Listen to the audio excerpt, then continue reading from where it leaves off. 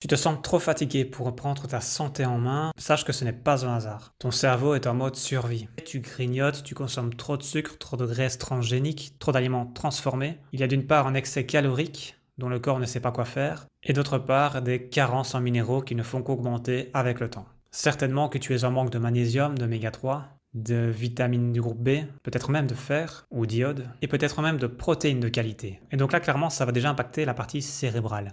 Avec en plus un état inflammatoire de bas grade, c'est-à-dire constant, qui est lié à une fatigue générale et à une baisse de motivation. Ce n'est donc pas juste un manque de volonté, c'est donc un constat biologique. Tout ça va favoriser le brouillard mental, la procrastination, car tes fonctions exécutives vont être affaiblies. La prise de décision, la planification, l'autocritique, tout ça est nécessaire pour se remettre en question et pour changer ses habitudes, mais ce mécanisme est enrayé.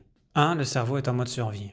2. Il y a un manque d'énergie mentale et physique. Quand on est tout le temps fatigué, lourd, stressé, ou même ballonné, on priorise la survie immédiate, et donc la loi du moindre effort. Le corps va vouloir s'économiser, au lieu de demander un changement qui va demander un effort supplémentaire. On va donc éviter les gros efforts cognitifs, comme réfléchir à ses habitudes ou chercher des solutions. Troisième élément, la culpabilité et la honte bloquent l'action. Beaucoup savent que leur alimentation est mauvaise, mais ils se sentent jugés par les autres, ou même par eux-mêmes, coupables en se disant « je devrais faire mieux » et impuissants en se disant « je n'y arriverai jamais ». Résultat, au lieu d'agir, ils fuient ou minimisent le problème et plongent peut-être même dans des distractions pour oublier ça. Mais la souffrance est toujours là, bien ancrée. Quatrième élément, il faut rappeler que les aliments ultra transformés forment une sorte de dépendance. Les industriels l'ont bien compris. Ce n'est pas pour rien que le trio sucre, sel, gras est très fréquent dans ces produits. Ils activent les circuits de dopamine, la récompense. Ils donnent du plaisir immédiat, mais laissent un vide après. Plus on en mange et moins on a d'énergie. Le cerveau est piégé dans la recherche du plaisir immédiat,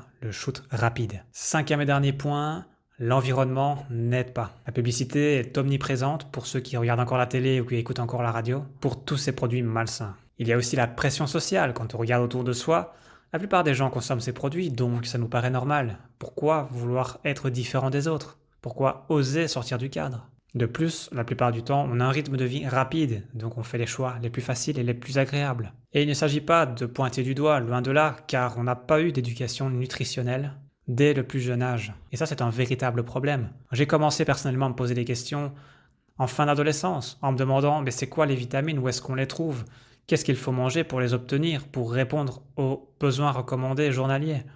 Je me suis posé plein de questions comme ça, de manière soudaine, et je me suis rendu compte qu'à l'école, j'avais pas vraiment eu toutes ces notions. Et donc clairement, je peux comprendre que même si on a la volonté, c'est très difficile de vouloir nager à contre-courant. En conclusion, tout ça est un cercle vicieux. Fatigue plus malbouffe diminue la motivation, ce qui bloque toute remise en question. Et donc, on continue dans ces mauvaises habitudes. Alors qu'il suffit parfois d'un petit pas, d'une petite décision pour tout changer. Il suffit parfois de modifier son petit déjeuner pour avoir une journée totalement différente. Moins de fringales, moins de brouillard mental, plus de concentration, une meilleure humeur, un confort digestif. Et petit à petit, l'énergie revient, les ambitions reviennent, l'envie de faire mieux réapparaît et soudainement, là, tout peut changer. Alors si vous souhaitez entreprendre une démarche dans votre alimentation, n'essayez pas de vouloir tout faire en même temps, n'essayez pas d'écouter 50 000 contenus qui se contredisent eux-mêmes. Faites-vous accompagner, comme ça vous êtes sûr d'aller d'un point A à un point B, sans perdre du temps ni d'énergie, car aujourd'hui c'est le nerf de la guerre. Il vaut mieux parfois payer quelqu'un pour vous aider, comme ça vous atteignez votre résultat plus vite, vous pouvez avancer sereinement dans de bonnes conditions vers vos objectifs et vous gagnez en autonomie car vous aurez compris pourquoi il faut faire tel ou tel choix et vous saurez ce qui vous convient car on n'est pas tous égaux.